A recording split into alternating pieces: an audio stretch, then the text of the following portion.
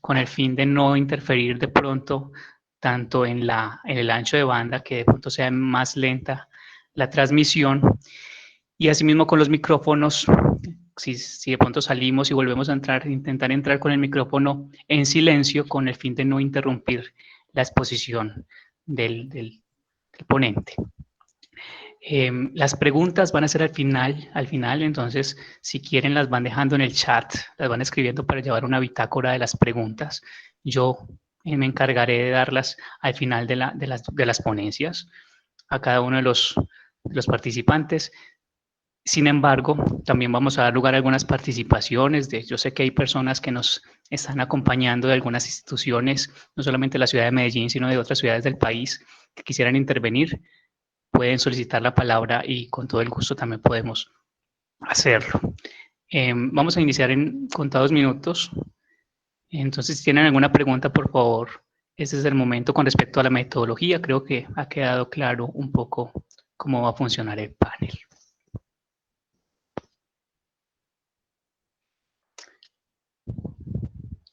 Bienvenidos todos. Sí. Gracias, Victoria. Intentemos usar el panel para preguntas y para temas aportantes a la discusión que vamos a tener el día de hoy. Muy bien.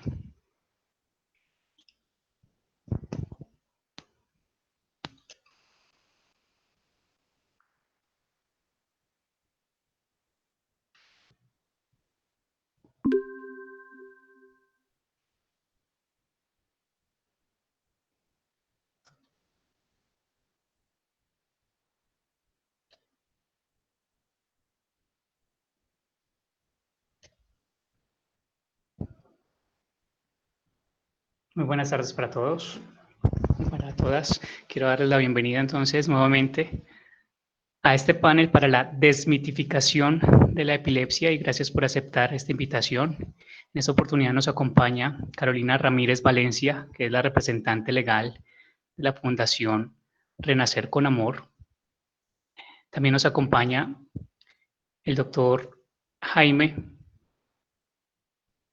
perdón un segundo. Nos acompaña el doctor Jaime Carriazosa. Antes de darles paso a sus ponencias, yo quisiera dar a modo de introducción y contarles que este panel surge como una iniciativa del Grupo de Investigación Jurídicas y Sociales de la Facultad de Derecho y Ciencias Políticas de la Universidad Católica Luis Amigó, específicamente como un espacio académico. Este se ha propuesto a partir de la investigación titulada Impacto de la Política Pública de Atención Integral a las Personas con Epilepsia, y uno de sus avances ha sido que es evidente la necesidad de generar acciones a favor de quienes padecen epilepsia y de sus familias. Creo que consideramos necesario abrir este espacio de divulgación para concientizar a toda la comunidad en general de las medidas necesarias. De hecho, es una de las medidas necesarias que trata la Ley 1414 de generar conciencia sobre esta enfermedad y también es el espacio preciso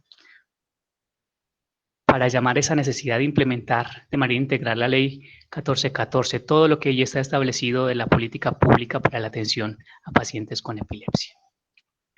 Esta investigación que les hablo se lleva a cabo con el apoyo de la Fundación Renacer con Amor, con el fin de estudiar algunos casos de pacientes donde el alcance de los derechos fundamentales se ha visto limitado en derechos como la salud, en cuanto al acceso a medicamentos o tratamientos efectivos, o la protección laboral y al mínimo vital. Creo que también consideramos que el Ministerio le ha hecho falta reglamentar la Ley 1414 y de implementar otros medios alternativos de financiamiento o de cooperación internacional, entre otras acciones necesarias para que se dé cumplimiento cabal a estas políticas públicas. Quiero darle paso antes, para, sin más preámbulos, darle paso a la doctora Carolina Ramírez, que nos contará algunas experiencias que ha tenido en la Fundación Renacer con Amor. Doctora Carolina, adelante.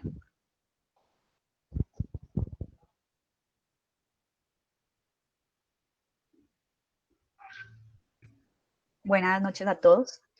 Sí, yo soy Carolina Ramírez Valencia, soy abogada, como presentó el doctor Juan Esteban Galeano.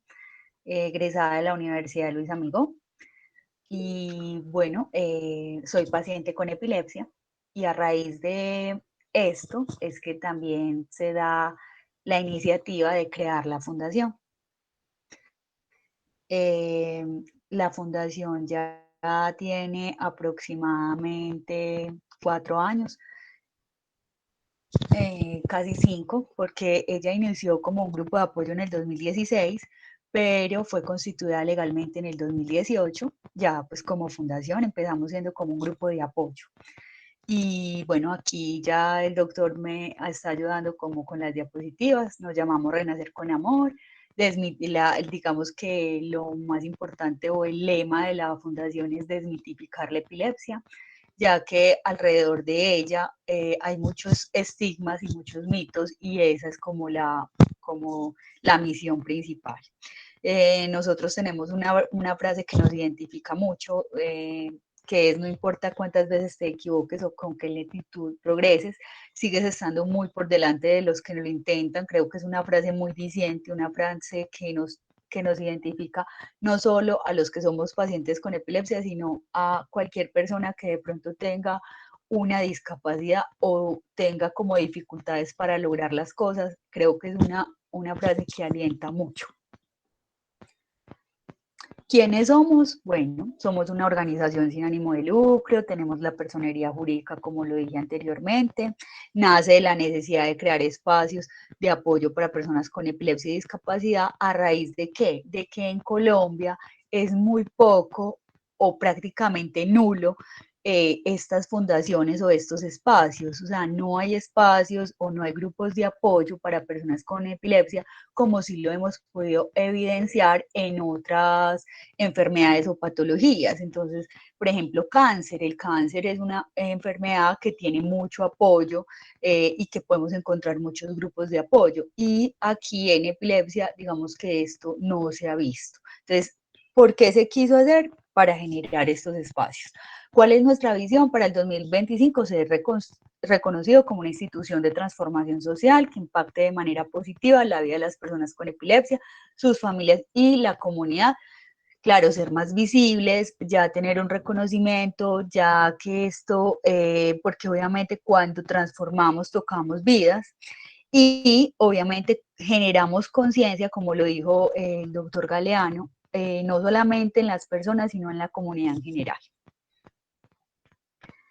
La misión es educar, como lo dije desde el principio, educar y desmitificar los pacientes, las familias y la comunidad en general con el fin de promover una sociedad más incluyente. Es decir, desmitificar porque, como lo dije anteriormente, la epilepsia todavía tiene muchos mitos y muchos estigmas, todavía tienen muchas creencias eh, y, eh, y eso genera exclusión, ¿cierto? Genera exclusión desde muchos ámbitos, desde lo laboral, desde lo social.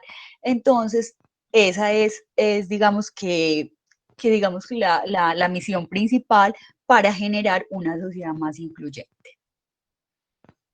Los valores corporativos, bueno, está la lealtad, la inclusión por encima de todo, la honestidad, el respeto por la diferencia es súper importante, el compromiso, la solidaridad, la equidad y el amor, porque el amor pues es como lo que yo pienso que es el ingrediente principal y lo que mueve que se creen estas organizaciones y que podamos lograr pues todo lo que queremos.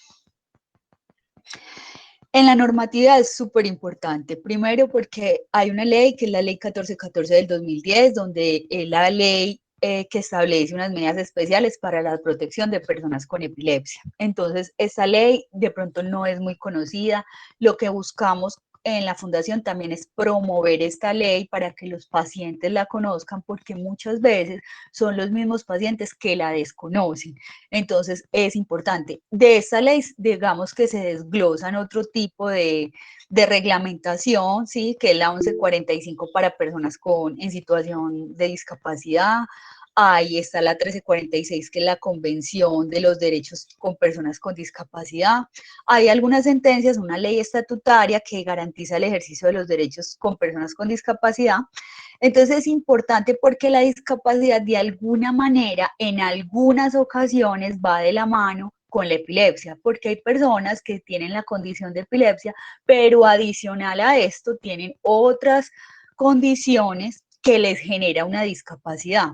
No quiere decir que toda la persona que tiene epilepsia sea en condición de discapacidad, pero sí hay algunas que se les relaciona. Entonces, esa parte de la normatividad es súper importante y aquí es donde, digamos, que va dirigido el proyecto que tenemos con la Fundación de cómo impacta la Ley 1414 en las personas con epilepsia, y acá es donde nosotros estamos trabajando en el proyecto investigativo.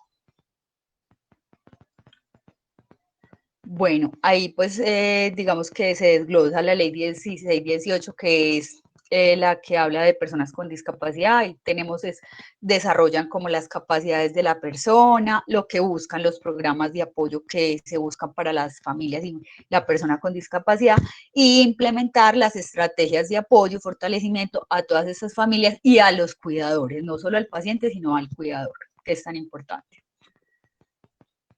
Bueno, los enfoques de la Fundación son muy claros, es la familia y la discapacidad, es la parte de política pública y es la parte familiar, ¿cierto? Acá hay, bueno, sigamos un poquito. Están los programas de la Fundación, que es a lo que de pronto estamos apuntando, y nosotros tenemos 3 líneas de atención. Es a la atención a los niños, niñas y adolescentes con discapacidad y sus familias, por medio de una política pública de discapacidad y la política de gestión del conocimiento.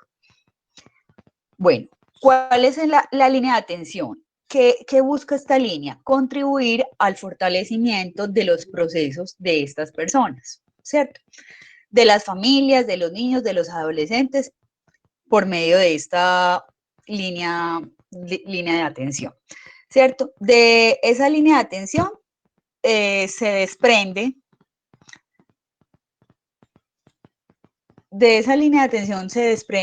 en 3 programas por los que nosotros los hacemos, que es el programa de vida saludable,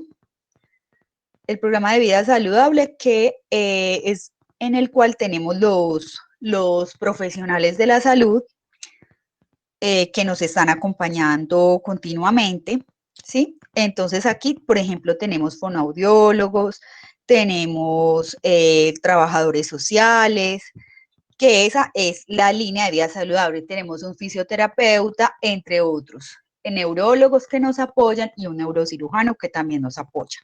Después vemos un programa que se llama Producto Amor, que de ahí lo que buscamos es, por medio de las personas que están integradas, que tienen emprendimientos, generar y desarrollar esas habilidades o esos productos que ellos tienen y generarles cómo emprenderlos o ayudar a emprenderlos, ¿cierto?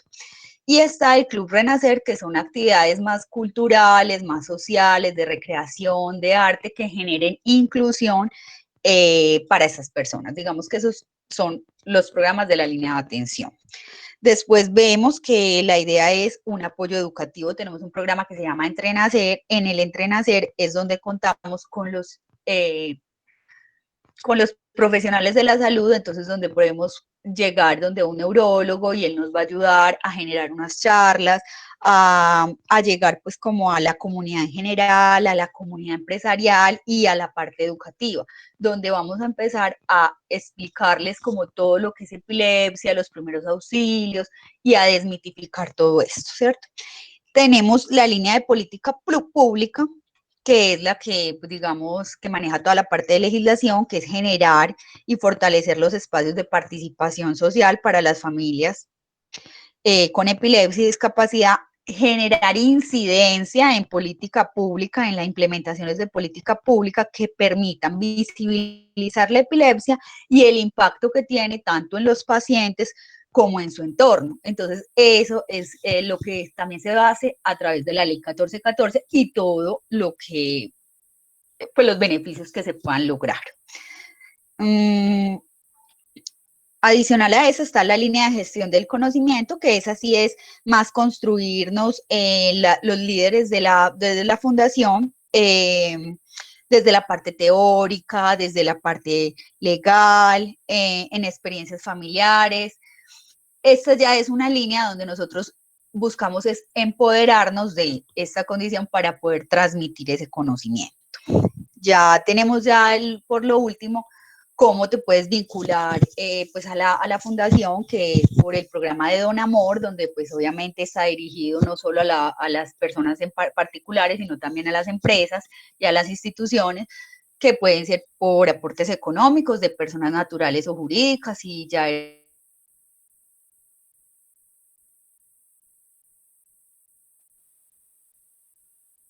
para los obviamente ahí hay unos beneficios tributarios, ya se llegarían pues como a hablar. Y están los profesionales, psicólogos, médicos, fisioterapeutas que quieran donar su tiempo, donar una charla, bueno, donar un servicio y estar pues en la fundación. Eso es básicamente lo que tenemos. Ahí están nuestras redes sociales. Es importante aclarar que nosotros ahora por temas de pandemia pues nos hemos vuelto más virtuales, ¿cierto? Que las atenciones siguen, pero de manera virtual, estamos atendiendo virtual, y que estamos educando de manera virtual por las diferentes páginas de la fundación, ¿cierto? La fundación tiene su página en Facebook, sus redes sociales, y tenemos una radio. Nosotros estamos vinculados con radio. Una de ellas es Conversión Digital, que es virtual. Cada 8 días más o menos planeamos temas, los subimos a las redes sociales y se conectan, casi todos es en vivo. Entonces tenemos neurólogos, neurocirujanos, psicólogos, nutricionistas. Entonces vamos como dándole paso a cada uno, y abogados que nos van también a capacitar en legislación, en ley 1414, en la ley de la capacidad 1996, que en este momento pues es tan importante. Y estamos por Munera Isman y por Ondas de la Montaña. Entonces estamos como llegando a toda esta virtualidad que es tan importante para nosotros, porque sabemos que por temas de pandemia, y como no sabemos hasta dónde pues, llegue esto, debemos transformar nuestra forma de trabajar, y lo vamos a hacer virtual. Entonces, pues esta es como la fundación, como la presentación que quería hacer. No sé si tengan como preguntas. Nuestros testimonios los pueden ver en el canal de YouTube, Fundación Renacer con Amor. Ahí van a poder encontrar también testimonios. Juan Esteban. Claro que sí. Muchas gracias, doctora Carolina, por su participación. Y ahorita al final creo que podemos tener las preguntas con respecto a las funciones y a todas las experiencias que ha tenido la Fundación, con de pronto muchos casos representativos que tiene la Fundación, que podemos contar esas experiencias, poder contar cuál ha sido ese proceso de apoyo que ha dado la Fundación a muchos pacientes de epilepsia. Quiero dar paso ahora sí a la ponencia, doctor Jaime Carriazosa, que es neurólogo infantil, profesor de la Facultad de Medicina de la Universidad de Antioquia. Él es integrante de la Comisión de Educación de la Liga Internacional contra la Epilepsia, es máster internacional en Psicología y en Neurociencia Cognitiva. Él nos hablará sobre el tema de cómo vivir con epilepsia. Doctor Jaime, muy buenas noches y bienvenido a la Universidad Católica Luis Amigo. Gracias, hombre Juan, gracias a todos, gracias Carolina. Es un gusto y un honor pues estar con todos ustedes, ¿cierto? Soy neurólogo infantil, trabajo en la Universidad de Antioquia, profesor en el Departamento de Pediatría, y uno de los temas que más me ha gustado siempre como profesional, como médico, es la parte de epilepsia.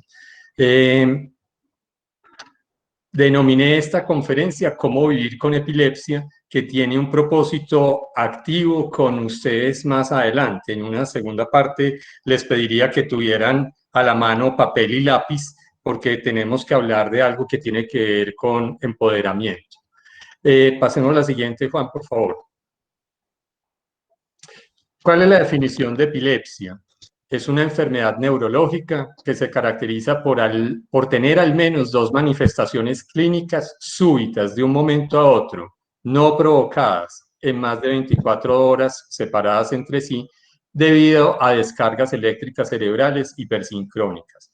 Voy a hacer un poco de énfasis en esto porque es una definición muy grande, pero que hago como aclaración. Enfermedad neurológica, o sea, se descartó que haya un evento psiquiátrico, un evento del corazón, endocrino, que sea por diabetes, no, es neurológica. ¿Y qué es lo que no funciona bien? La electricidad que pueden tener las células cerebrales en la corteza que funcionan no de manera alterada, sino de manera excesivamente organizada. Eso es lo que se llama hipersincrónica. Y se habla de epilepsia porque cuando haya más de 2 eventos separados entre sí por 24 horas. ¿Por qué hicieron esta definición de las 24 horas y 2 eventos? Porque se calcula que cerca del 10% de la población mundial en algún momento podemos tener una sola crisis epiléptica que no requiere a veces ni siquiera estudios y nunca más se va a volver a repetir, ¿cierto? Y la que va a generar, digamos, necesidad de estudios y de diagnóstico y tratamiento es aquella que al menos se repita 2 veces, ¿cierto? Esa es la parte, digamos, de la definición en general. Sigamos con la siguiente. La epilepsia se va a caracterizar por las crisis epilépticas, ¿cierto? Y las crisis epilépticas se dividen en 2 grandes grupos. Una que son las generalizadas. ¿Qué significa generalizadas? Que todo el cerebro simultáneamente entra en este cortocircuito, ¿cierto? Al mismo tiempo arranca todo el cerebro y se ve afectado en ese momento. Y la otra se llaman focales. Focales significa que una parte del cerebro, ¿cierto?, se va a ver afectada. No es todo el cerebro el que va a tener el cortocircuito. Se cambió el término parcial hacia focal, porque parcial daba la impresión para tanto médicos como para el público general que era una partecita de la epilepsia. Estoy teniendo principios de epilepsia y eso no es así. Significa que tengo es un cortocircuito en una parte del cerebro y por eso focal. Y para evitar de que tuviera uno la sensación de que le estaba dando era una partecita de epilepsia y no toda la epilepsia, se cambió el término de parcial a focal. Sigamos con la siguiente. Las crisis epilépticas generalizadas, es lo que estoy mostrando aquí, significa es que todo el cerebro está en un cortocircuito en un momento a otro. Y eso va a tener diferentes formas de manifestación, ¿ya? De verse clínicamente. Y esas crisis se van a llamar tónicas, y tónicas significa que el cuerpo se pone todo tieso, ¿cierto? Duro, todo el cuerpo. Bien, clónicas que dan sacudidas rítmicas, ¿ya? Progresivas, pues, de las 4 extremidades. Y las más frecuentes, que son las que ve uno con mayor frecuencia, digamos, en la vida diaria y en la calle, se llaman tónico-clónicas, que al principio es todo el cuerpo tieso, endurecido, y después siguen las sacudidas. Hay otras que se llaman mioclónicas. Mioclónicas son sacudidas, corrientazos, brincos, como corrientazos que súbitos y muy rápidos, ¿ya? Todos hemos tenido mioclonías. Cuando estamos dormidos y pega uno un brinco así súbito de todo el cuerpo, eso es una mioclonía del sueño. ¿Listo? Las atónicas es que pierden el tono. Es una persona que está de pie por decir algo y es como si lo desenchufaran. Entonces se cae bruscamente de una manera que no es capaz de defenderse, de colocar las manos, sino que se cae al piso y muchas veces se golpea, se fractura la cara, la mandíbula, otras partes del cuerpo. Los espasmos son un tipo de epilepsia o de crisis que le dan a los niños pequeños, fundamentalmente menores de 2 años, donde abren los brazos y se flexiona todo el cuerpo.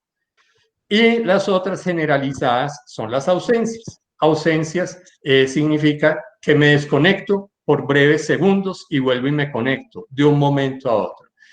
Todas estas son las manifestaciones de las crisis epilépticas generalizadas y que si tomamos un electroencefalograma vamos a encontrar que el electroencefalograma muestra la desorganización o la descarga en todo el cerebro al mismo tiempo. Sigamos con la siguiente. Las crisis epilépticas, las otras, el otro grupo se llaman las focales. Como les había dicho, es una parte del cerebro la que tiene el cortocircuito, no todo el cerebro, ¿cierto? Y las focales se van a dividir en dos grandes grupos a su vez, en las que tienen compromiso de conciencia, pierdo la conciencia, y hay otras en que no pierdo la conciencia, ¿cierto? Y a su vez se van a dividir en las crisis que tienen movimiento o motoras y las que no tienen movimiento. En las que tienen movimiento, ¿cierto? Atónicas, o sea que tengo el brazo levantado y ¡pum! Se me cae. Tengo algo en la mano y ¡pum! Se me cae, ¿cierto? ¿Ya? Automatismos. Automatismos son movimientos repetitivos como chupeteo, el moverse y agarrarse el saco, ¿cierto? Y tratar de estar abotonándose y no lograrlo hacer. Son como movimientos repetitivos finos, no de los grandes que les había hablado. Las tónicas, que ya las habíamos visto, que se ponían tieso todo el cuerpo, aquí se pone tieso solo una partecita del cuerpo, ¿ya? Se me pone el brazo tieso, no lo puedo mover, ¿cierto? Clónicas es, por ejemplo, que tiene una sacudida periódica de una sola extremidad, pero no de todo el cuerpo. Hay mioclónicas también focales, hipercinéticas de mucho movimiento, muchísimo movimiento en la noche o durante el día, con o sin pérdida del conocimiento, y hay algunos espasmos que les había dicho que eran generalizados, hay algunos que pueden ser solamente de un lado del cuerpo.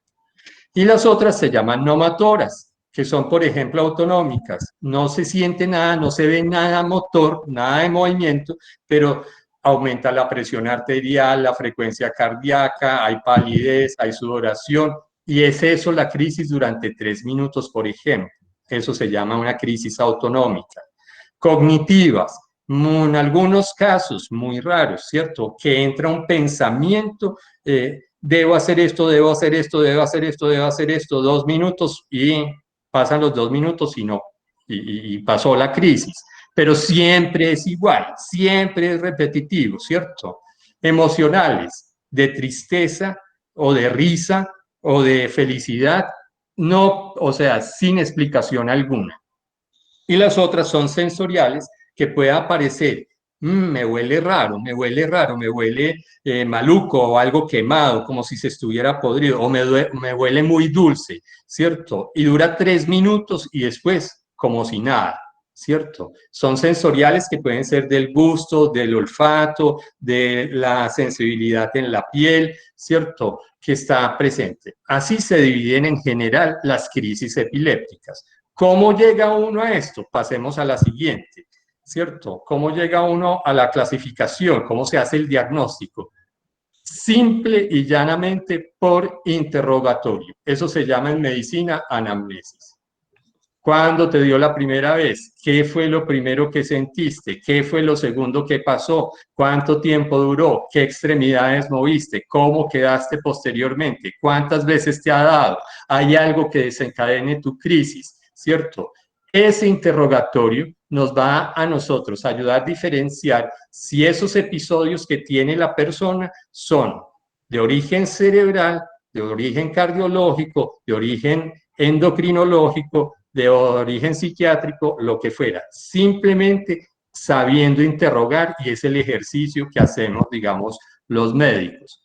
Y seguramente, y casi siempre, se debe hacer, no, casi siempre, siempre se debe hacer un examen físico general.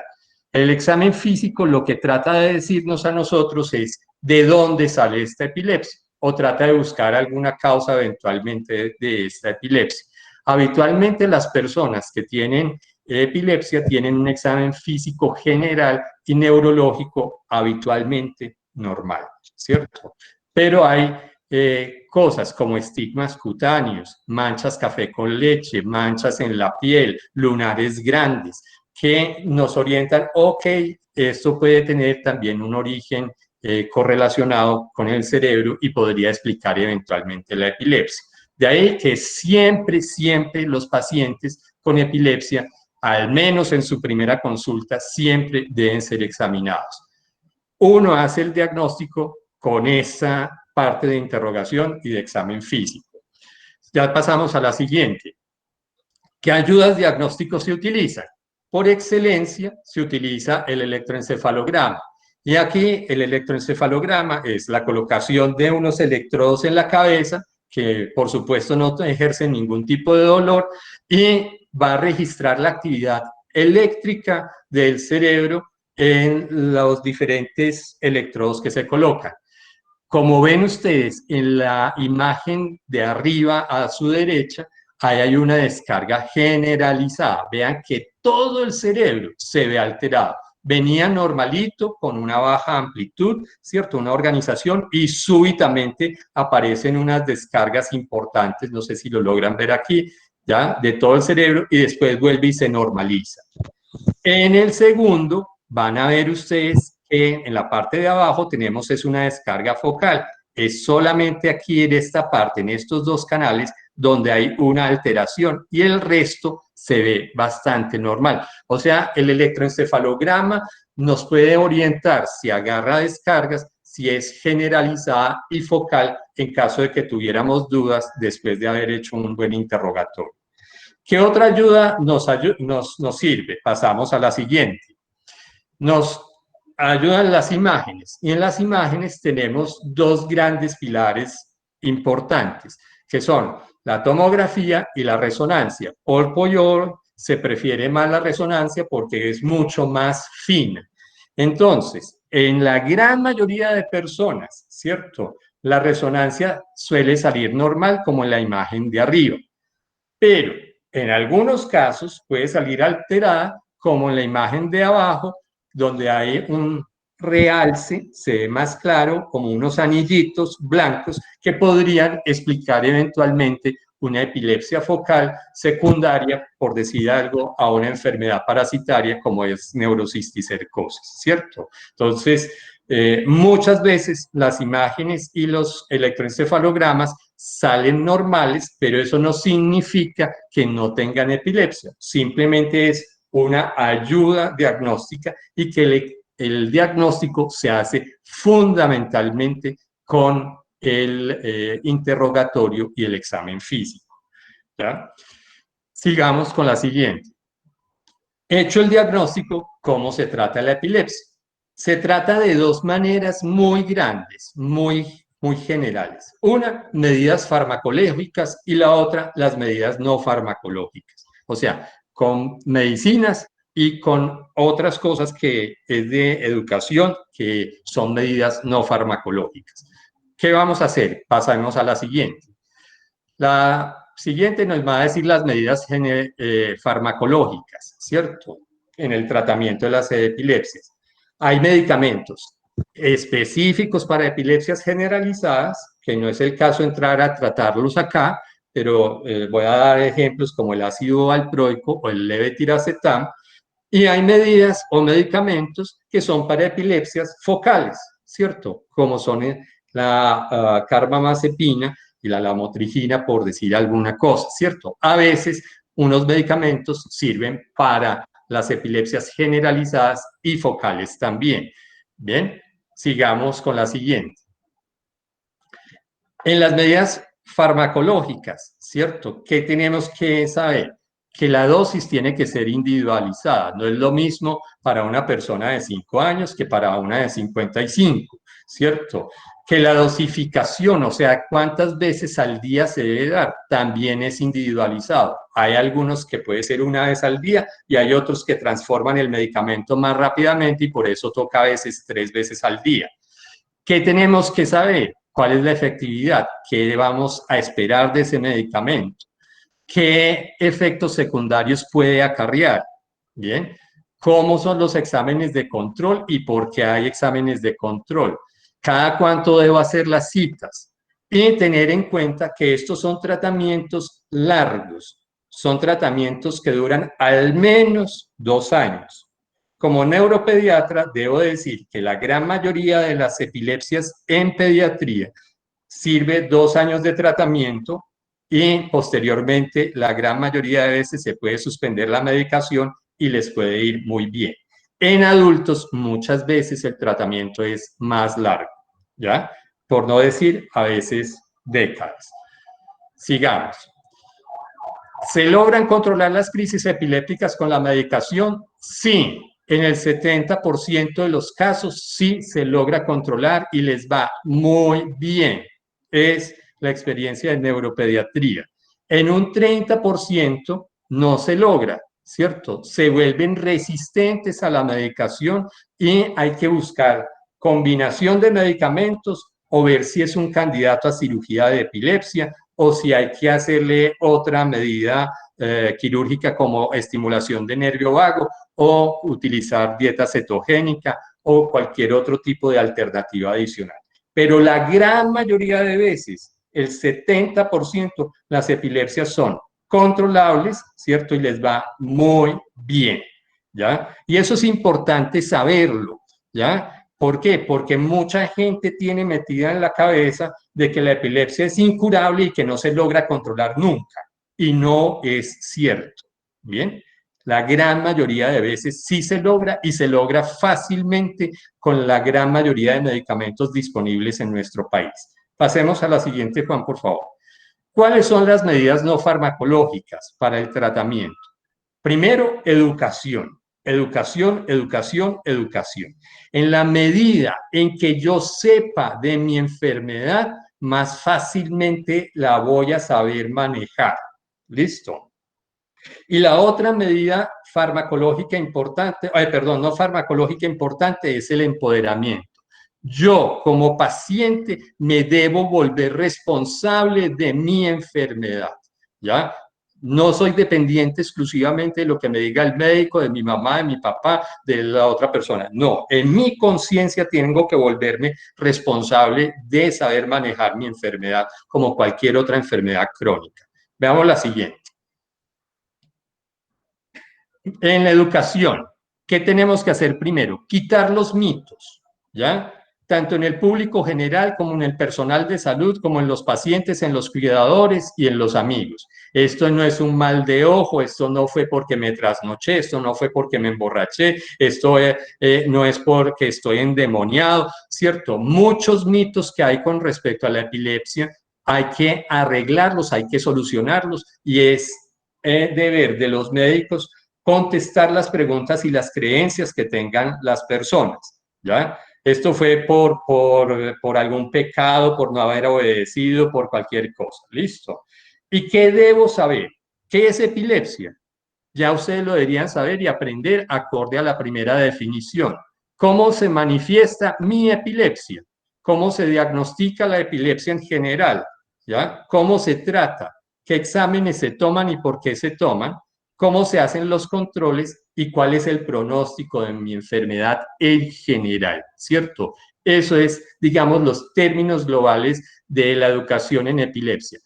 Debo saber también qué desencadena mis crisis epilépticas. ¿Puedo trasnochar, sí o no? ¿Puedo ver televisión? ¿Puedo ir al cine? ¿Puedo tomar licor, sí o no? ¿Debo hacer ejercicio, sí o no? ¿Cuáles son desencadenantes eventualmente de mi epilepsia? ¿Ok? En términos globales, información teórica, ¿cierto? Esa es la parte, digamos, de educación como una clase magistral como la que estamos haciendo. Sigamos la siguiente. Las medidas no farmacológicas van a tener una parte importante que creo que es el plus y lo relevante de esta conferencia, que es el empoderamiento. Yo me empodero de mi enfermedad, de mi epilepsia. Yo me aprendo mi epilepsia, me responsabilizo de mi epilepsia, me sé de memoria mi enfermedad. Y en este momento me gustaría que ustedes tuvieran como un lápiz y papel a la mano, ¿cierto? Porque para ver la capacidad de empoderamiento o la cantidad de empoderamiento, ustedes deberían estar en capacidad de responder la mayoría de las siguientes preguntas, ¿ya?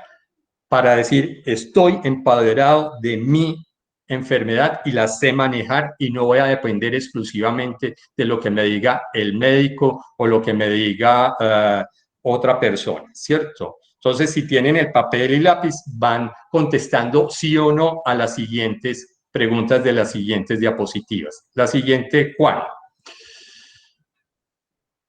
Listo, empoderamiento. ¿Cómo se llama mi epilepsia? ¿Me sé el nombre de mi epilepsia o simplemente sé que tengo epilepsia? Porque hay unas que se llaman epilepsia mioclónica juvenil, la otra se llama epilepsia de ausencia, la otra se llama síndrome de Lennox-Gastaut, la otra se llama epilepsia focal refractaria, la otra se llama encefalopatía epiléptica. ¿Cómo se llama su epilepsia? Hay más de 48 tipos de epilepsia, entonces uno debe saber cuál es el tipo de epilepsia mío. ¿Se sabe ese nombre de su propia epilepsia? ¿Sí o no? Primera pregunta. ¿Cuándo inició mi epilepsia? Apréndanse eso. ¿Cuándo fue la primera crisis? ¿Ya? ¿Cómo se manifestó? ¿Cómo fue esa primera crisis? Descríbanla claramente. ¿Se lo saben, sí o no? ¿Quién y dónde diagnosticaron mi epilepsia? La diagnosticaron en el año 1993 en el Instituto Neurológico de Antioquia, el doctor o la doctora Marta Jiménez. Listo. Eso es importante que uno lo sepa. ¿Desde cuándo la tengo? ¿Cierto? ¿Ya? ¿Qué exámenes me tomaron? Me tomaron un electroencefalograma, me tomaron una resonancia, me tomaron una tomografía. ¿Por qué es importante y por qué se los digo? Porque con frecuencia uno en consulta dice, ¿te tomaron exámenes? Sí. ¿Y cuáles fueron? Ah, yo no sé. ¿Y qué resultó? No, salieron malos. ¿Pero cuáles eran? No, no sé. ¿Cierto? ¿Ya? El resultado de los exámenes es importante saber. ¿Qué tratamiento me indicaron para mi epilepsia? ¿Cómo se llama el medicamento? Esto es importantísimo para adolescentes y adultos y para personas que son dependientes, ¿ya? Que sepan cuál es el medicamento. No son tabletas blancas, ni rojas, ni azules, ni nada de esto. No son cuadradas, no son jarabes de tal, sino son muchos los medicamentos y uno se los debe saber. ¿Cómo se llama el medicamento? ¿Cuál es su presentación? ¿Saben ustedes eso? Cada uno se sabe esa parte, lo va chuleando. ¿Cómo me debo tomar el medicamento? ¿Bien? ¿Por qué es importante eso? Porque a veces uno no entiende lo que le dijo el médico o lo entendió diferente. Les doy un ejemplo. Yo puedo decir, te tomas 4 centímetros de carbamazepina cada 8 horas y lo dejo escrito. Y hay personas que entienden que le dan la carbamazepina a su hijo a las 8 de la mañana y a las 4 de la tarde, pero en la noche no le dan la carbamazepina, ¿cierto?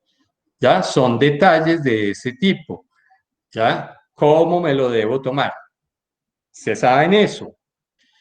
¿Dónde consigo mi medicamento? ¿Por qué es importante eso? Porque no siempre estamos en el mismo lugar, porque no siempre lo hay en la EPS, porque no siempre es la misma marca, ¿cierto? Y uno debe saber dónde se consigue la medicación. Me lo da la EPS, se lo debe dar la EPS, ¿cierto? Siempre se lo debe dar. Y para eso tienen ustedes la ley de epilepsia. ¿Cuánto vale mi medicamento? ¿Por qué? ¿Por qué sucede eso? Les doy ejemplos. He tenido situaciones donde la EPS, por cualquier razón, se le acabó la medicación y no se la da. Y la persona decide no tomárseme la medicación hasta que no se la dé la EPS, cuando el medicamento de pronto vale 8.000 pesos y lo hubiera podido comprar. Muchos piensan que pueden ser medicamentos muy costosos y no necesariamente siempre es así, ¿cierto? Hay algunos que sí, otros que no, ¿ya? Y para saber, ¿qué pasa si me cambian de marca o presentación? Es muy importante, ojalá siempre, siempre exigir la misma marca. A veces solamente con el cambio de marca pueden aparecer o nuevas crisis o pueden aparecer efectos secundarios. No es aconsejable hacer cambios de marca. ¿Qué debo esperar del tratamiento con medicación? ¿Cierto? O sea, tener cero crisis, eso es lo que debe esperar. ¿Eso ustedes lo sabían o no? Si estoy teniendo crisis, el medicamento no me está haciendo efectividad, ¿cierto? Entonces, ¿sabían ustedes esos o no? ¿Qué efectos secundarios o indeseables se pueden presentar? ¿Saben ustedes eso o no? Con el medicamento específico que estén tomando. ¿Qué sucede si no me tomo el medicamento? Si se me olvida una vez, si se me olvida una noche, ¿sucede algo? ¿Me lo debo tomar 2 veces en la mañana siguiente? ¿Me lo debo tomar al doble? ¿Me tomo de una vez lo que debo? No, ¿qué sucede entonces cuando se me olvida la medicación? ¿Y qué sucede si se me olvida tomarme 1 o 2 dosis? Y si me puedo tomar el medicamento con otras medicaciones y otras drogas. ¿Eso da lo mismo o no? ¿O qué puedo esperar? O el médico me dirá, y si no le pregunto, nunca me va a decir el médico qué pueda pasar. Sigamos la siguiente. ¿Puedo consumir alcohol al mismo tiempo que me tomo la medicación, sí o no? ¿Saben ustedes eso? A veces sí, a veces no, ¿cierto? ¿Qué pasa si al mismo tiempo consumo sustancias psicoactivas? Y no solamente me refiero a alcohol, en nuestro medio hay un consumo altísimo de marihuana, de cannabis, ¿ya? Entonces hay gente que suspende la medicación, hay otros que no, ¿cierto? ¿Tiene algún efecto, no tiene algún efecto, etcétera? ¿Por cuánto tiempo me debo tomar el medicamento? Eso lo saben ustedes. ¿Soy juicioso en la toma de la medicación? ¿Sí o no? ¿Se me ha olvidado? ¿Sí o no? ¿Cada cuánto debe ir a los controles médicos por mi epilepsia? ¿Cada cuánto al año, por ejemplo? ¿Quién es mi médico tratante? ¿Cuál es su nombre? ¿Dónde trabaja? ¿Cuál es su celular? ¿Ya? ¿Qué exámenes debo llevar al control médico? Fíjense que he tenido consultas donde sí vienen por epilepsia y que se les olvidaron los exámenes, ¿cierto? ¿Ya? Ya han esperado por la consulta 1 mes y medio. ¿A dónde debo ir si me siento mal o si tengo una nueva crisis? ¿Tienen ustedes claro eso? De voy a ir a urgencias de tal lugar, voy a llamar a tal persona, me deben llevar a tal parte o es a cualquier lugar. ¿Ya? El ser como prevenido en esa parte. ¿Cuándo fue mi última crisis epiléptica? ¿Por qué es eso importante? Porque la gran mayoría de veces, a veces es necesario solo un tratamiento de 2 años y después de esa última crisis, si han pasado 2 años, uno podría eventualmente pensar en suspender la medicación. Me sé esa fecha. Si uno no se sabe la fecha, pues le toca empezar a arrancar a hacer el tratamiento de 2 años. ¿Cuántas crisis he tenido en este año? Llevo un registro de mis crisis. Han cambiado la forma de las crisis. Ya no me dan de la misma forma, sino han cambiado. ¿Me sé eso? ¿Sí o no? Veamos la siguiente. ¿Qué cosas pueden desencadenar nuevas crisis de epilepsia? ¿La falta o el exceso de sueño? ¿Eso me ocurre, sí o no? El alcohol, la luz intermitente, la discoteca, algunos sabores, algunos olores, el estrés. He logrado identificar qué me lo desencadena.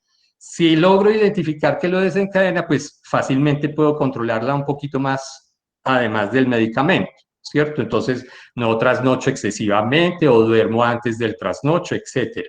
¿Puedo trasnochar con mi epilepsia? ¿Sí o no? Algunos sí, otros no. Algunos con el trasnocho se les desencadenan crisis al día siguiente y por lo tanto de pronto no deberían tener trabajos nocturnos. ¿Será que mi epilepsia y mi tratamiento interfieren con mi sueño? ¿Se lo han preguntado? ¿Será que mi epilepsia o mi tratamiento interfieren con mi apetito? Por eso estoy aumentado de peso, por eso estoy tan flaco. ¿Será por eso? ¿Ya? ¿Será que mi epilepsia y mi tratamiento interfieren con mi estado de ánimo?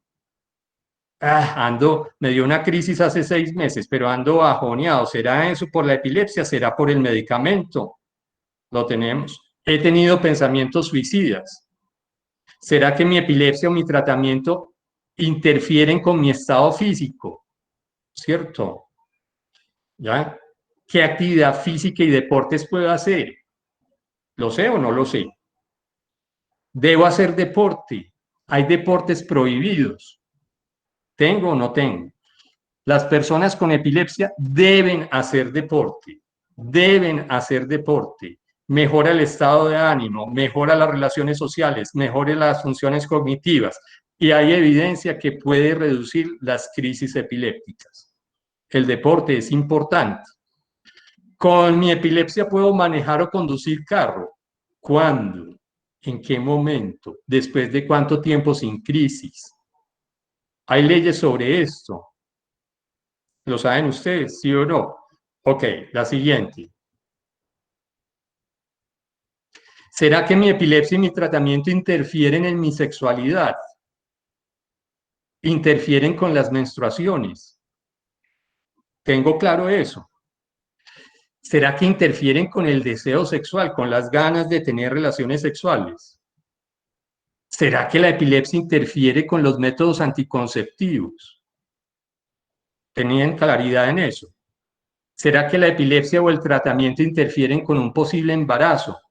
Que el medicamento produzca alteraciones y malformaciones en el embrión y en el feto. ¿Será? Lo tengo claro. ¿Será que mi epilepsia o mi tratamiento interfieren en mi desempeño escolar? Este niño le está yendo muy irregular. ¿Será el medicamento? ¿Será la epilepsia? ¿O será que es perezosito, pues, por su lado? ¿Será que mi epilepsia o mi tratamiento interfieren con mi desempeño laboral? ¿Ya? Vivo dormido, llego tarde, no logro cumplir. ¿Será la epilepsia? ¿Será el tratamiento? ¿Será que estoy deprimido? Ok. Mis familiares, amigos, colegas, profesores saben que tengo epilepsia. ¿Por qué es importante eso? Porque si me da una crisis, ellos son los que me van a ayudar en ese momento, ¿cierto? ¿Ok? La siguiente. ¿Mantengo mi epilepsia en reserva oculta de amigos, familiares o colegas? Sí, no. ¿Por qué? ¿Me he sentido rechazado, estigmatizado por tener epilepsia? Sí, no. ¿Por qué? ¿Cierto? ¿Existe alguna ley que me protege, me dé derechos por tener epilepsia? ¿Se la conocen ustedes? Deben saberla, deben conocerla, deben exigir sus derechos. ¿Dónde puedo exigir esos derechos? ¿Cierto? En la EPS, en la personería, ¿dónde acudo para que lo que me están negando me lo den? ¿Qué pronóstico tiene mi epilepsia? ¿Han hablado de eso ustedes con su médico? ¿Ya? Y esto es para siempre, esto es para 2 años, ¿esto qué puede suceder? ¿Tengo algún riesgo de morirme por la epilepsia? ¿Lo han hablado y lo ha comentado con el médico? ¿Sí o no? ¿Y cuál es ese riesgo? ¿Cierto? Y puedo evitar ese riesgo de morirme por epilepsia. Entonces, fíjense que son alrededor de 40 preguntas en general, donde yo les diría que si ustedes logran contestar en que sí saben en el 85% de las preguntas, ustedes están empoderados. Si no han contestado esa cifra de 85%, tienen mucho trabajo para empoderarse. Van a ir al siguiente control con su médico y van a empezar a preguntarle a él, vea, y entonces, y esto, y lo otro, y me puedo morir, y no me puedo morir, o cuándo puedo manejar, si puedo hacer deporte, que la parte del sueño, y mire que estoy tomando tabletas anticonceptivas, ¿será que esto interfiere? Pienso quedar en embarazo, ¿usted me puede ayudar en orientarme en esta parte? Esa parte, el saberse esto completamente de mi enfermedad, ¿cierto? Es lo que me va a hacer libre, ciudadano, ¿cierto? De poder manejar a conciencia mi epilepsia, ¿cierto? Entonces la pregunta que les hago a cada uno de ustedes es, a conciencia, ¿me conozco mi epilepsia? ¿Me conozco a mí mismo con relación a mi epilepsia?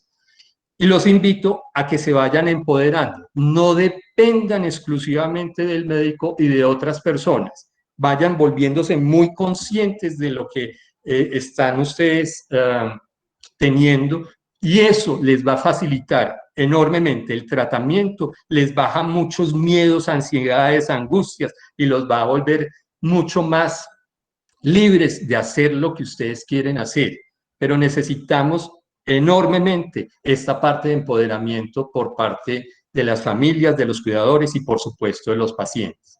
Esa era como la presentación, creo que no hay ninguna otra, sino las gracias por haberme invitado, por escucharme y por supuesto estoy disponible a posibles preguntas que tengan ustedes. Doctor Jaime, muchísimas gracias. Qué excelente exposición, muy buenos comentarios ahí en la sala. Vamos a dar paso entonces a las preguntas, a abrir el panel de preguntas. Hay muchas preguntas en el chat. No sé si usted tiene acceso también al chat. Yo voy a empezar a leer algunas de las preguntas que se dieron inicialmente en el chat y quisiera hacer la primera. Dice, ¿las crisis anatómicas se pueden asimilar también a un desmayo? Esa es la primera pregunta que se hizo en el chat. Sí, por supuesto, ¿cierto? Se pueden simular las crisis epilépticas, ¿cierto? Pueden simular desmayos. Y precisamente el interrogatorio bien dirigido y un examen físico muy consciente pueden la gran mayoría de veces hacer la diferenciación entre una crisis epiléptica y un desmayo. Pero otras veces puede ser difícil porque son muy parecidas, ¿cierto? Y es el diagnóstico diferencial. Hemos tenido personas que han sido diagnosticadas con epilepsia, que han tenido desmayos y han estado en tratamiento por muchos meses como si fueran personas con epilepsia y no lo son. Claro que sí. Hay otra pregunta, Doc. ¿Puedo presentar 2 o 3 tipos de crisis generalizadas en un tipo de epilepsia? Sí, por supuesto. Hay un tipo, les voy a dar un ejemplo. Hay un tipo que se llama epilepsia mioclónica juvenil, ¿cierto? La epilepsia mioclónica juvenil se caracteriza por tener ausencias. Ya saben que las ausencias son crisis epilépticas generalizadas que no tienen movimiento. Segundo tipo de crisis, que pueden tener crisis tónico-clónicas generalizadas. Todo el cuerpo se pone tieso de un momento a otro y después empieza a hacer brincos. Bien, muchas veces al despertar. Y la tercer tipo de crisis es que tienen sacudidas, como sacudidas, corrientazos, ¿cierto? Súbitos, que generalmente son al despertar o las primeras horas de haberse levantado. Vea que es una enfermedad que se llama epilepsia mioclónica juvenil y tiene 3 tipos de crisis epilépticas, ¿cierto? ¿Ya? Por eso es importante saberse el tipo de crisis y el nombre de mi enfermedad. ¿Ya? Claro que sí. Dice, ¿una crisis de epilepsia se puede presentar con alucinaciones olfativas? Sí, por supuesto, y puede arrancar con alucinaciones olfativas. Y es un tipo de epilepsia que cuando el paciente se lo refiere a uno y le dice a uno, hey, ¿cómo arranca tu crisis? No, tengo sensación de que algo está quemado o que algo se está pudriendo. Así arranca, con el olfato maluco, digámoslo así. Uno ya va diciendo, esto es una crisis epiléptica que inicia en el lóbulo temporal. ¿Por qué? Porque va haciendo la correlación entre lo que dice el paciente, la función del cerebro y la estructura anatómica. Perfecto. Yo creo que antes de darle lugar a algunas intervenciones que tienen algunos de los asistentes, quiero recordarles que en el chat yo compartí un enlace para registrar la asistencia. Les invito, por favor, a diligenciar este enlace con el fin de que les llegue la constancia de participación de esa asistencia. Quiero saludar a las personas que también se conectaron desde Venezuela y de Perú que nos acompañan en este panel. Antes de darle la palabra a personas de la audiencia, quiero hacer esta pregunta. Pregunta Jessica Jiménez, que hace 8 años tiene epilepsia y ha tenido tratamientos desde hace 8 años, y el neurólogo le dice que la mejor opción es operar. Ella quiere preguntar cuáles pueden ser esas consecuencias de la operación y si realmente recomienda una operación. Doctor Jaime. Bien. En la situación de Jessica estamos ante el 30% que no se controlan con la medicación. Uno tiene que estar convencido de que utilizó al menos 2 medicamentos bien indicados a las dosis más adecuadas posibles y que no hubo un control de crisis, ¿cierto?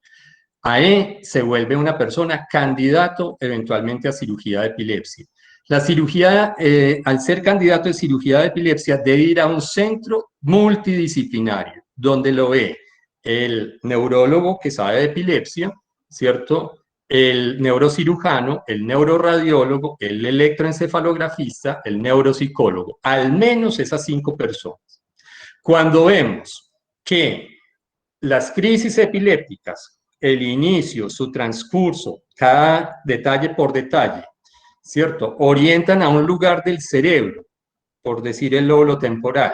Vemos en las imágenes que hay una lesión en el lóbulo temporal, que el electroencefalograma muestra las descargas o el cortocircuito en ese lóbulo temporal, que si le hacen la evaluación neuropsicológica dicen, ve, tiene de pronto algunas fallitas, pues, que tienen que ver con memoria y todas las cosas. Cuando todo confluye, puede ser un excelente candidato a cirugía de epilepsia con la gran mayoría de veces 0 secuelas, ¿ya? Ni cognitivas, ni va a quedar con pérdida de memoria, ni pérdida de lenguaje, ni olvido, ni locos, ni deprimido, ni nada. La gran mayoría, pero se debe coincidir en un centro especializado y que confluyan todas las cosas.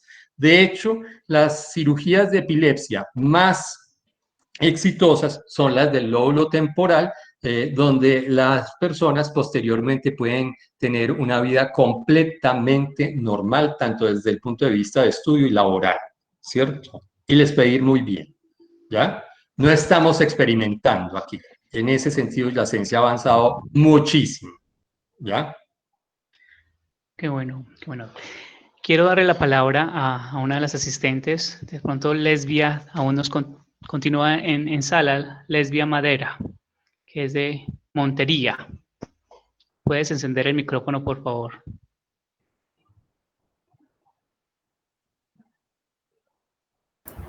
Sí, buenas noches. Adelante, Lesbia. Bienvenida.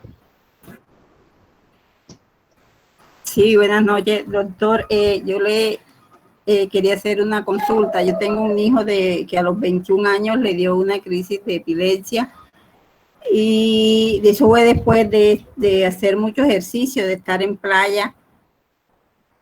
Luego le hicieron muchos exámenes, pero todo le salió normal. Todos los exámenes que le hicieron le salieron normales. Todos los exámenes que usted dijo que se debían hacer se les hicieron.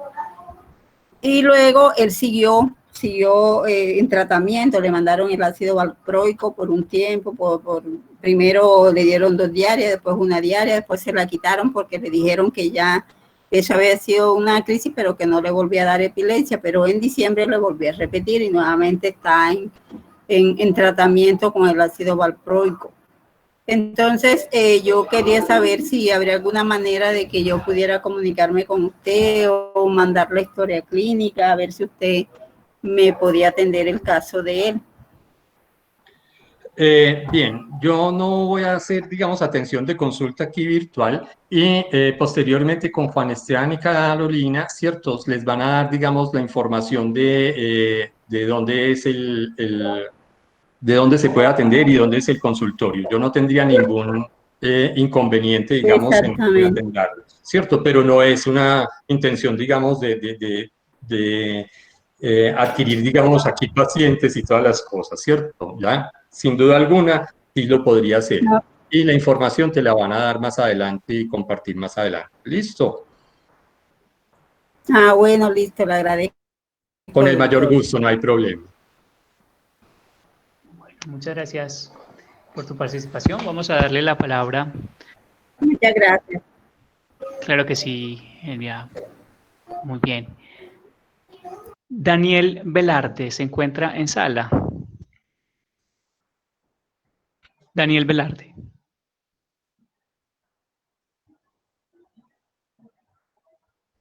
Bueno, creo que ya él tenía una pregunta.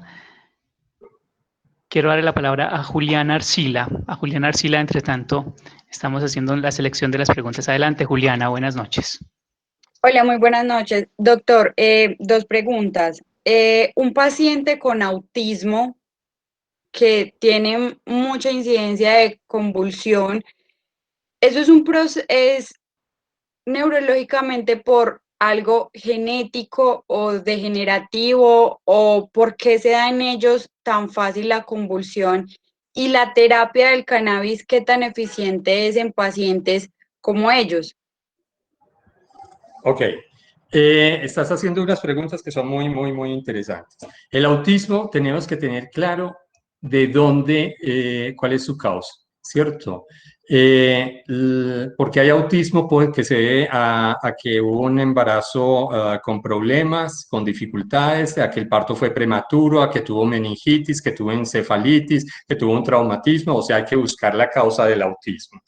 Y si no hay una causa identificada claramente, que es un autismo puro o primario, suelen tener también con frecuencia crisis epilépticas porque aparentemente no hay una buena estructuración molecular y de celular de la corteza cerebral, ¿cierto? Son más propensos a tener autismo, a tener crisis epilépticas las personas que tienen autismo, ¿cierto?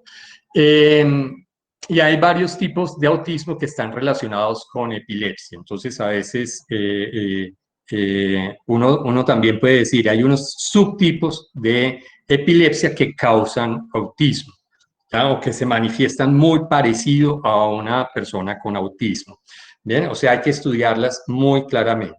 En la segunda parte, ¿cierto? En la segunda parte sobre el cannabis está en este momento con evidencia científica para dos síndromes específicamente. Uno que se llama el síndrome de Dravet y el otro que se llama el síndrome de Lennox-Gastaut. En algunas personas han utilizado cannabis en epilepsia refractaria, pero requiere mucha más evidencia y sustentación para emplearla en esos casos, ¿cierto? El cannabis está teniendo el auge en este momento, como muchos otros medicamentos, que sirven en un grupo de personas de manera muchas veces eficiente, pero en otros no hace ningún efecto mayor del que hace algún otro medicamento. O sea, no es no es que como es nuevo y como es útil, como es de tanta propaganda, no ha logrado demostrar que sea útil para todos los tipos de epilepsia como tal, ¿cierto? Listo, Doc. Doc, pero qué pena. Y si, por ejemplo, el manejo se le da a un paciente con autismo, ¿la incidencia de otra patología puede ser mayor? Pues me refiero a que sabemos que el cannabis puede aumentar los síntomas de la esquizofrenia, pero entonces en ellos puede activar algo más. Tienes que tener mucho cuidado del origen de dónde viene el cannabis, ¿cierto? El desenlazar una esquizofrenia se debe a porque el producto tiene un derivado de cannabis que se llama tetrahidrocannabidiol, ¿cierto? ¿Ya? Y ese es el que desencadena la parte de la posible esquizofrenia. Si no lo tiene, la posibilidad de desencadenar la esquizofrenia es muy remota, ¿ya? De ahí que hemos tenido es mucha precaución hasta recientemente que ya tenemos un producto donde hay un cannabidiol completamente purificado sin ningún otro tipo de extractos, ¿ya? En los otros uno tiene que tener mayor cuidado porque no sabe qué es lo que está dando y lo que pueda generar. Doctor, muchas gracias. Feliz noche. Con Bueno, gusto. en el chat también les acabo de enviar un enlace de encuesta de satisfacción, por favor. Las personas que están acá ahorita conectadas, por favor, lo diligencian.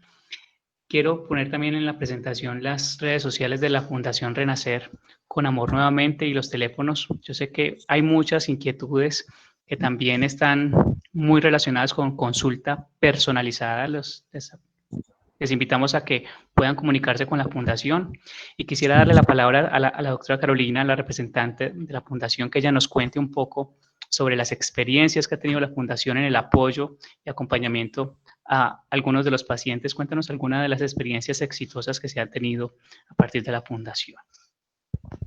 Bueno, digamos que en la fundación tenemos personas que han sido, por ejemplo, operadas y que ya pertenecían a la fundación. De hecho, hay una que está conectada, que es Victoria Aguirre. Ella fue operada y el apoyo de pronto ha sido, pues nosotros estar pendientes como de ellos, de su evolución, y obviamente el acompañamiento, porque ella pues ha estado, digamos que desde el inicio. Y también hay otra persona a la que la fundación pues siempre apoyó, e incluso como tenía de pronto menos, digamos, unos recursos más limitados, nosotros apoyamos como en esas cosas básicas que a veces necesitan las personas, pues utensilios personales, ¿cierto? Y obviamente como el acompañamiento de estar pendiente de cómo está, de cómo es la evolución pues de ellos. Y así pues se han acompañado también a las demás personas, por ejemplo, con los medicamentos. Pues nosotros digamos que donamos medicamentos, no tenemos un banco de medicamentos, no, porque para eso se necesitan unos permisos, pero en la medida que las personas nos van conociendo y dicen, ay, este medicamento se lo quitaron a mi hijo y yo tengo para donar, entonces nosotros lo recibimos y a su vez nosotros lo donamos, lo colocamos en un grupo que tenemos, un chat, y lo donamos a la persona pues como indicada, ¿cierto? A la persona que tenga ese beneficio. Entonces, por ejemplo, esa parte de la donación de medicamentos es otra forma de colaborar con la fundación. Son muchos los medicamentos que se retiran, ¿cierto? Que los medicamentos, que los neurólogos dicen, bueno, ese medicamento ya no está haciendo efecto, se lo cambian por otro. Son medicamentos de alto costo que muchas veces no están en el plan obligatorio de salud por su alto costo, ¿cierto? Y que son costosísimos afuera y no es fácil para todas las familias acceder a ellos, más porque no es una sola pastilla o una sola dosis, sino que a veces son más, entonces se vuelve como difícil obtenerlo, ¿cierto? Pues bueno, la fundación lleva mucho tiempo haciendo un trabajo social pues muy grande, participando en diferentes eventos. Nosotros hemos participado desde ferias hasta este tipo de eventos en las universidades, abriendo pues digamos que un campo más académico. Y la idea es esto, como lo dijo el doctor, educar, empoderar y desmitificar la epilepsia siempre, desde el mismo paciente, la familia y la comunidad, porque a veces la comunidad, el desconocimiento es tanto que cuando queremos ayudar a una persona no lo podemos hacer porque no sabemos cómo hacerlo. Y entonces empiezan todos los mitos de cójale el dedo de la mitad, saque, meter algo a la boca. Entonces empiezan como todos esos mitos y la idea es eso, desmitificar y aprender a empoderarnos de nuestra condición, porque cuando conocemos nuestra condición, vivimos un poco mejor, o sea, tenemos una calidad de vida mejor.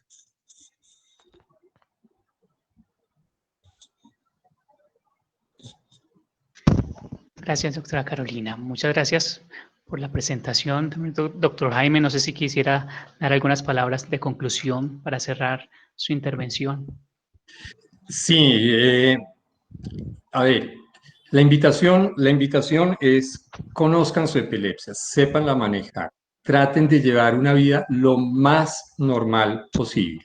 ¿Listo? Hagan actividad física, tengan un buen ritmo de sueño, ¿cierto? Aliméntense adecuadamente, hagan deporte, la gran mayoría de deportes comunes y corrientes están permitidos, deben los niños ir al colegio, ¿cierto? Deben estudiar, deben aprender, no se les debe rechazar ese derecho a la educación, porque si lo rechazan, entonces fuera de epilepsia va a quedar con analfabetismo.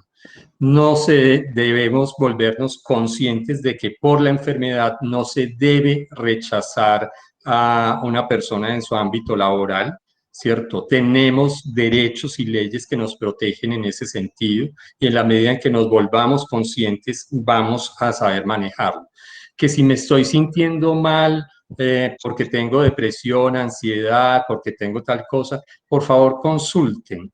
¿Ya? La idea no es volverse uno una víctima de la epilepsia, sino vivir una vida plena lo mejor posible, ¿cierto? Y en la medida en que seamos conscientes de todas estas cosas, pues vamos a tener una vida muchísimo más plena y más alegre de lo que lo puede tener pues, mucha gente. Existen casos, por supuesto, difíciles, complejos, ¿cierto? Pero siempre hay una posibilidad y una alternativa. Así sea la parte de acompañamiento acorde a esas personas. Acuérdense, epilepsia no solamente son crisis epilépticas, ¿ya? Es esta parte que tiene que ver con el estado emocional y el estado cognitivo también. Y si ustedes tienen ansiedad, depresión, se sienten irritables, de mal genio, situaciones de esas que nos puede pasar a todos los comunes y corrientes, consulten, porque puede ser su propia epilepsia, puede ser la medicación, y si no son ninguna de las dos, hay tratamiento para eso, ¿cierto? Y uno debe pasarla bien, debe vivir una vida plena, ¿ya? Hay que saberse los riesgos de su enfermedad. No asuman los riesgos innecesariamente, pregunten esos riesgos, ¿ya? Y logran con eso tener una mayor concientización sobre su propia enfermedad o sobre la enfermedad de sus hijos y sus allegados, ¿cierto? Y van a poder manejarla ustedes muchísimo mejor, ¿ya? Aprender a ser independientes y autónomos en esta situación. El mensaje es un mensaje más de ánimo, de propósito, ¿cierto? Conozcan sus leyes, conozcan sus derechos, ¿cierto? Sepan dónde impugnar estos derechos, ¿ya? Y con toda seguridad que muchas veces, la gran mayoría de veces, se puede hacer muchas cosas en beneficio de las personas con epilepsia y vivir mejor. Muchas gracias a todos, muchísimas gracias por la invitación y muchísimas gracias pues a todos por la asistencia. Quedo impresionado porque veo personas de otros países, inclusive de Honduras, ¿cierto? Sí, Y de de otros Perú, lugares. Venezuela Ustedes tienen también. un despliegue importante.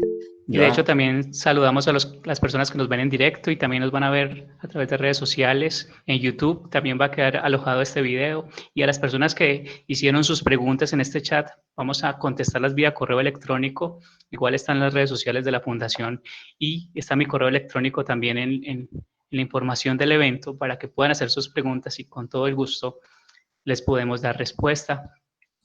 Quiero darles una noticia para las personas que están conectadas, que el próximo mes vamos a tener otro evento relacionado con la epilepsia.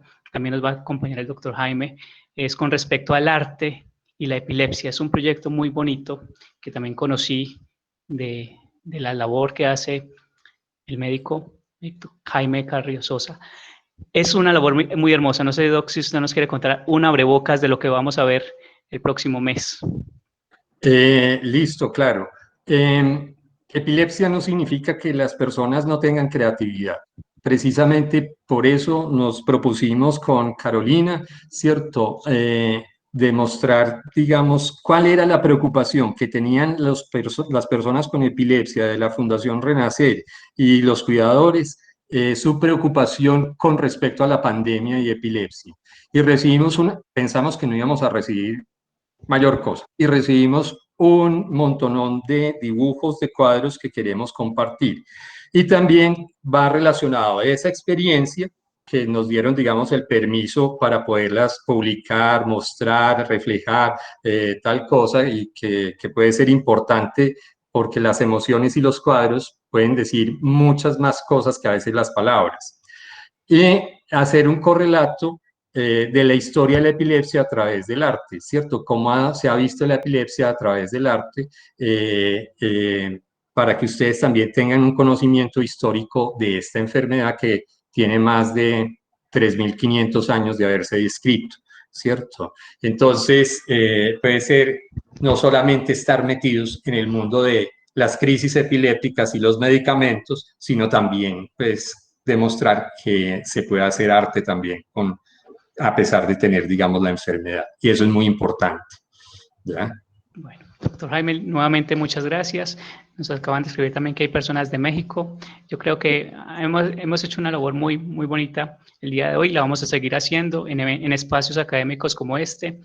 Y ya saben, los esperamos entonces el próximo mes. Va a ser el 7 de octubre, también es miércoles, a las 6 de la tarde. Vamos a intentar hacerlo mes a mes, unos espacios bien interesantes y van a recibir la información del evento igual por los canales institucionales de la Universidad Católica Luis Amigo. Muchas gracias por la participación y los espero entonces el próximo mes. Gracias, doctor Jaime, nuevamente, y doctora Calorica. Listo. Muchas gracias. Hasta luego, que estén muy bien. Y Hasta ánimo. luego, muchas gracias. Ya. Cuídense mucho con la pandemia. Cuídense mucho. Sí, importante.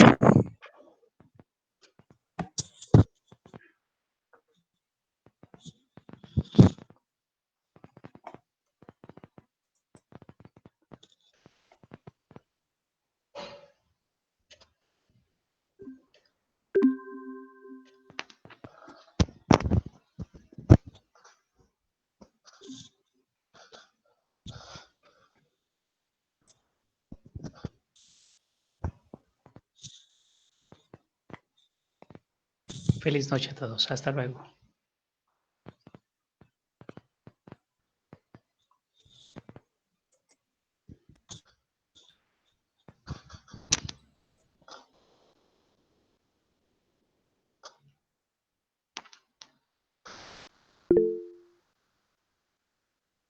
Por supuesto, la grabación, Marisol, queda compartida en el Drive. Yo se las vuelvo a compartir si se inscribieron, obviamente, en el sistema académico de la universidad. Queda compartida para todos. Igual va a quedar en YouTube, en las redes sociales de la Fundación Renacer con Amor. También va a quedar esta importante presentación. Realmente fue una importante Doctor, presentación. muy buenas noches. Hola, buenas noches. Doctor, yo te hago una preguntita. Esta reunión va a quedar, digamos, registrada en YouTube y ahí va a quedar para poderla ver luego con más tiempo, porque como yo en este instante me encuentro en clase, entonces quería como saberlo. Claro que sí, Alba. La presentación va a quedar grabada, pues ya quedó grabada y va a quedar alojada en los canales institucionales, no solamente de la Universidad Católica Luis Amigo, sino también en las redes sociales de la Fundación Renacer con Amor. Yo les compartiría los enlaces a los mismos correos electrónicos con los cuales ustedes se inscribieron. Les compartiría este enlace para que puedan acceder a ella. Doctor, de todas maneras te puedes apuntar mi correo con el que yo trabajo, digamos, regularmente, digamos, con el de Gmail o el de Hotmail. Pero quedó registrado en el sistema académico. Pues en este momento, como yo estoy iniciando la reunión desde el celular de mi mamá, entonces me gustaría acomodarte el correo para que me lo envíes Bueno, como al mío. no hay problema. ¿Cuál es su correo electrónico? O si quieres, colócalo acá en el chat, no hay problema. De todas maneras, no, apúntalo porque como es del celular de mi mamá en la cual estoy en esa Bueno, conferencia, ¿cómo es el correo, Alba? Cuéntame. J. Camilo Ruiz. J. Camilo, ¿quién es Camilo? Dijo, J. Camilo Ruiz 526@gmail.com. 526@gmail.com. Vale, Alba, entonces esta información te llegará a ese correo electrónico. Listo, doctor. Yo le pague, muchas gracias y le deseo una feliz noche. Feliz noche, Alba, a ti también. Bueno, chao.